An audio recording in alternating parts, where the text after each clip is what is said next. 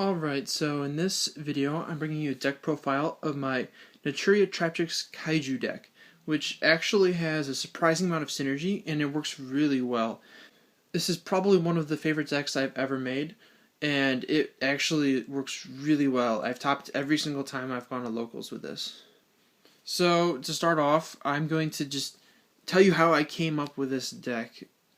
So I wanted to update my Naturia Traptrix deck with the release of Clash of Rebellion because it has Retaliating Sea, which is an obvious choice to main deck in this because you can search out Max C when you tribute this for your Naturia Sacred Tree. But I wanted to have a different search target besides Max C in the main deck, so I thought I could play Resonance Insect. And I wanted to have something as a search besides just Doomdozer, because Doomdozer is kind of lackluster a lot of times. So what I ended up trying was Humongous as the search target, and that's how I started up the deck. I actually ended up cutting both Resonance Insect and Doomdozer because they just weren't doing enough for the deck, but the Kaijus, even without the Resonance Insect to search them, work really well in here, and they solve a lot of the problems that the Naturia Traptrix deck had before. So I'll jump right into the deck at this point. So you've got the basic 3 Myrmelio and 3 Dionia.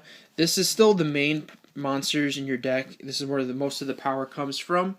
Dionia is still the best normal summon, and it's basically, when you normal summon this, you can go into any rank 4 or any level 5 synchro, while at the same time popping Spell Trap with Myrmelio. You can also actually just pop 2 Spell Traps by if you have Sacred Tree. So you just summon Dionia, special summon Myrmelio, pop 1, tribute off the Dionia, special summon another Myrmelio from your deck, pop a second one, and then go into a rank 4, which is always a really good play. Myrmelio is used more for the special summon effect than the normal summon effect, but the deck isn't quite as reliant as it used to be on having only Myrmelio as the insect, because now with Retaliating Sea, you have another good monster you can special summon from your deck. In Dionia, you don't really special summon that much. The normal summon effect is way better than the special summon effect, so you try to avoid summoning this off of Sacred Tree, but it's an option if you're going in for damage. For example, you can summon Myrmelio, attack for 16, tribute it off, summon the Dionia, attack for 17. So that's pretty good if your opponent's under 33. And then for the Naturia monsters, I'm running just 3 cherries. So I found that Cliff and Marin were both kind of subpar in this deck, and all of the other ones except for Bamboo Shoot kind of suck, and Bamboo Shoot obviously does not fit in here. Cherries, however, works extremely well. It does a lot for the deck.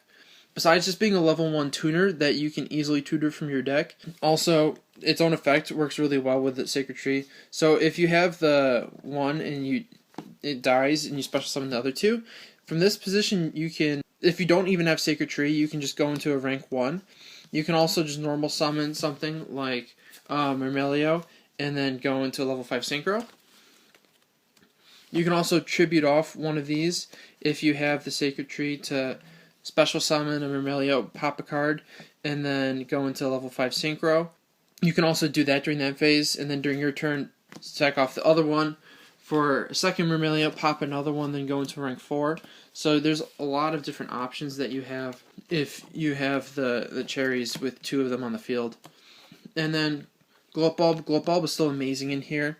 It's really easy to go into Trish now, just by using Dionia plus Myrmelio, and then your engraved Gloat Bulb, and then Trish is a really strong play still. Additionally, Gloat Bulb is basically just a free floater. If your insect is going to die, then you can just tribute it off to summon this from your deck, and then when this dies, it doesn't really matter because you can just bring it back whenever you want it. Alternatively, you can summon this from your deck, and when it dies, you have 2 more replacing it. So floating is a very important concept in this deck. And then for the Kaijus, I'm playing 3 Humongous and 2 Dogoran. I feel like 5 is the right number because you can only have 1 at a time, so you'll end up with a bunch of dead ones in your hand a lot of times because the field spell basically searches your deck for every single one in your deck. Even having multiples isn't too bad though, because With Remove Brainwashing up, you can just summon one to your opponent's side of the field to get rid of one of their monsters, and they'll go back to your side and then die because you can only control one. Humongous is much better because the lose a turn effect is a lot better than the Regeki effect. The Regeki effect would be okay if it could attack also, but since it can attack, it's kind of not that good. Especially because you're getting rid of your opponent's best monster anyways when you summon these. It is pretty important to play 2 Dogoran though, because what happens a lot of times if you have 5 counters, which is the max, and you really need to summon a Dogoran to clear your opponent's board, if you summon a Humongous to your opponent's side of the field, and then summon a Dogoran to your side of the field, they'll just negate your effect with Humongous, and then you can't nuke their field. So what you'll end up doing sometimes is you'll summon a Dogoran to their side, then summon a Dogoran to your side, and then you can nuke your opponent's entire field. So that is something that's definitely relevant to do sometimes, if you don't have a Remove Brainwashing. These make the Burning Abyss matchup actually hilarious. So basically, you just tribute one of your opponent's monsters to summon it. All your opponent's monsters will self-destruct because this is not a Burning Abyss monster. And then if you have Removed Brainwashing, it'll just go back to your side of the field. So you basically just nuke your opponent's entire field in the process of summoning your monster. And then you have if it's a Humongous, you have a monster with lose a turn, which is pretty tough for them to get around it sometimes. Depends on what trap cards they have. And then I have 1 Retaliating Sea. This is really nice because you can tutor this from the deck with your Sacred Tree, and then when it goes from the field to the graveyard, we'll search out Max Sea, which you play 2 of. Max Sea is really good in the main deck here because even if it's dead in the matchup, you can just set it, tribute it for Sacred Tree, and then summon a plant. So sometimes setting Max Sea first turn is actually the correct play depending on what type of hand you have. And Retaliating Sea is hilarious against Shaddolls in particular. It's just really good in that matchup. And that's it for the monsters. For the spells, I'm running 3 of Kyoto Waterfront and 2 Terraforming. So you really want this card as soon as possible. It's super easy to get counters on this because of how many floaters you run. Also, Synchro Plays and Sacred Tree both rack up counters really quickly. So if you draw this before you get any of your Kaijus, it's really easy to just search them for free using the card's effect. Also, without this, the Kaijus are kind of lackluster. They're just beat sticks. So I feel like this is really important to have for them to actually be good. The only problem with running 5 is that it is dead usually, at least starting in the mid game and all the way into the end game, because as soon as you get 1 with counters, it's really hard for your opponent to get rid of it. Oh, I should note, sometimes you'll end up drawing a Terraforming and a Kyoto. The correct order to play them in is to activate the Kyoto, then the Terraforming. There's actually several reasons for this. The first is this plays around Mind Crush. So if you played the Terraforming first, they could Mind Crush both of these, and then you'd be in a tough spot. The second is playing Terraforming puts a counter on this. And then the other one is this way kind of baits out MST somewhat. I guess both ways do, but sometimes if you'll activate this, they'll MST it right away before it gets a counter on it, and then you just activate Terraforming to get the replacement and then activate it. And your opponent's basically down on MST.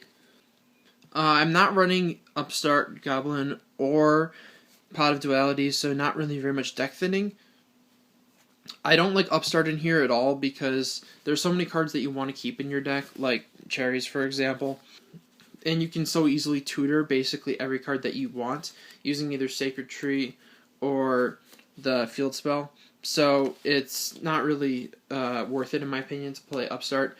And Duality would not work at all because there's so many special summons. You really need to special summon almost every turn in this deck. Except for early game, if you're like setting Cherries or normal summoning Remelio.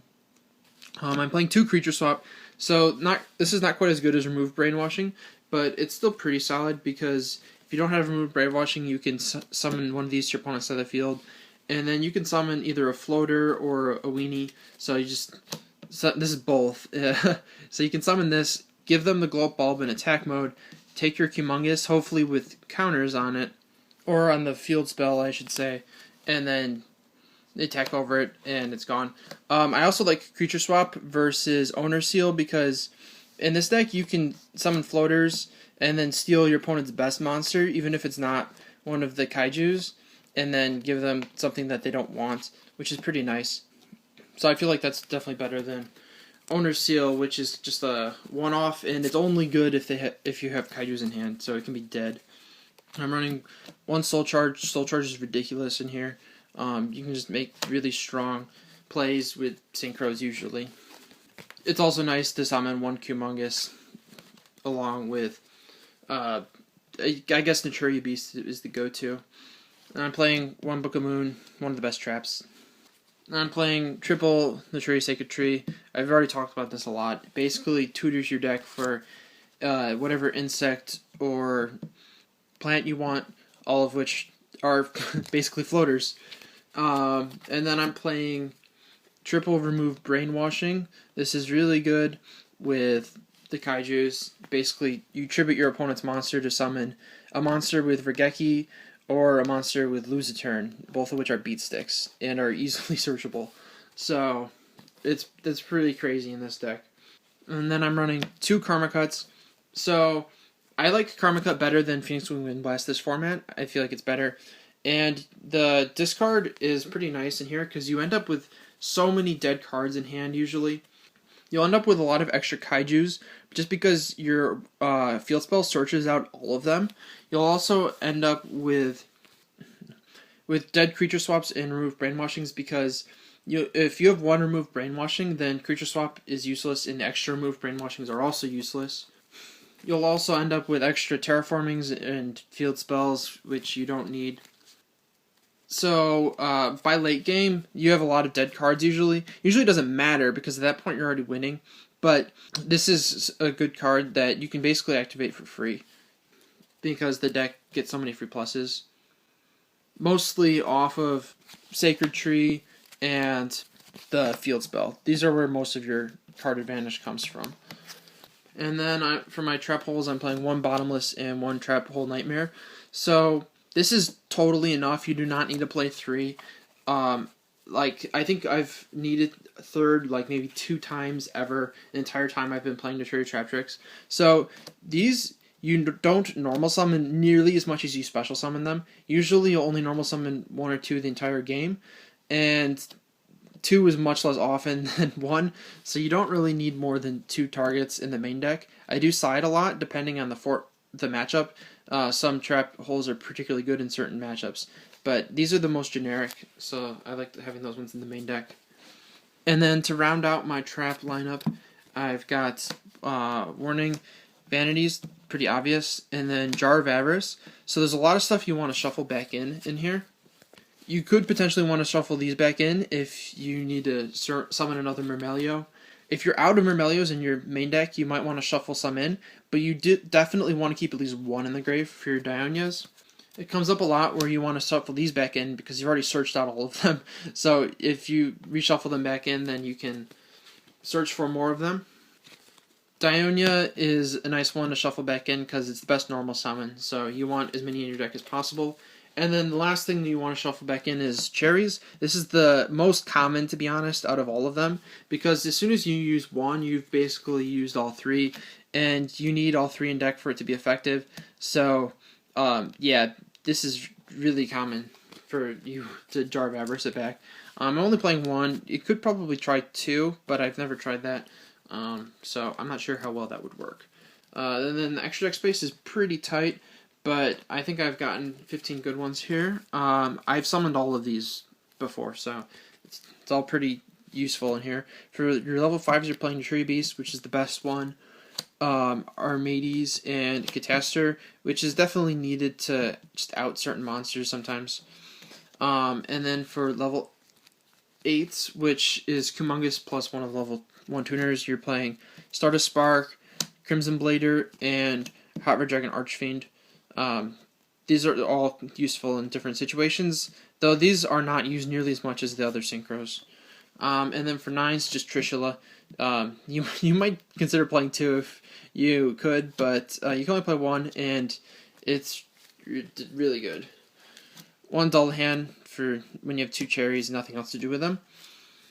For level 4s, Castel, Exiton, Emerald, which is totally needed, by the way. Basically, same thing as Jar of Avarice.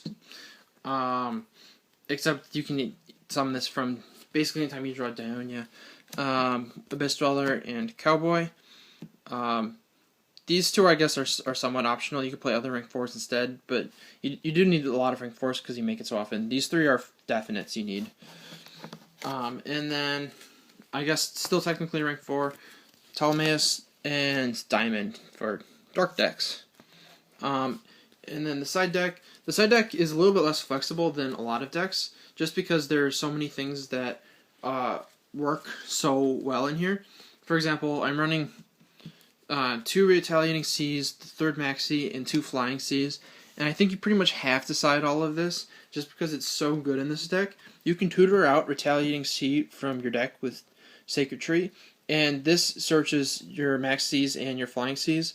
So against Burning Abyss, you actually have a really fun time of it, because in addition to your Kaijus dumping all over their monsters, you can easily search Flying Sea and Max Sea, which are 2 of the best side cards against Burning Abyss.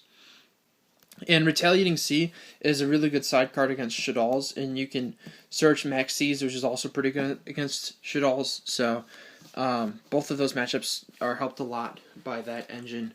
And then I'm playing triple MST. You don't really need this in the main because Mermelio is MST. The only things that it can't really MST are Skill Drain can be tough, and obviously Vanities. But Vanities is not too bad to turn off even without the MST. And then Skill Drain, it is possible to destroy it by having your effect resolve off the field. The best way to do that is to tribute your Mermelio for your Sacred Tree. And even if you can't, having Skill Drain up is not too bad of a situation, because if you have removed Brainwashing, you can just tribute your opponent's monsters to summon a 3000 beat stick, and then just attack over whatever. And like, I played against Burning Abyss that used Skill Drain against me, and it didn't really do anything. I kind of functioned just as well as they did under it. I think Clifford's might be an issue, though, if they ended up with Skill Drain. I have not actually played against Clifford's with this deck. I've played against every other meta deck, though. And then the other thing that's pretty obvious in here that you pretty much have to run is the other searchable trap holes.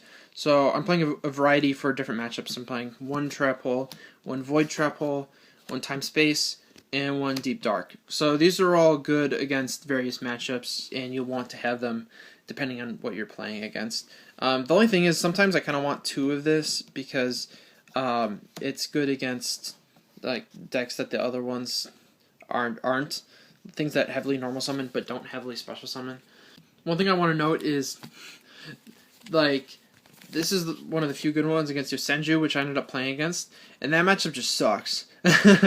Especially if they have Fissure or Macro. You can get out of them because this can special summon Mermelio to pop them, but if you don't draw into this, then it's kind of tough to get around those cards. They kind of shut you down. That's another reason why you definitely want to side in the MSTs. 1 Compulse, because I like this a lot. Against the decks it's good against, but there are a lot of decks it's not. And then 2 Light Imprisoning Mirrors, because you don't have the best counters to Lightsworn, and I had the space, I figured might as well run a Floodgate that doesn't hurt me. So that's my deck profile on my Naturia Traptrix Kaiju deck.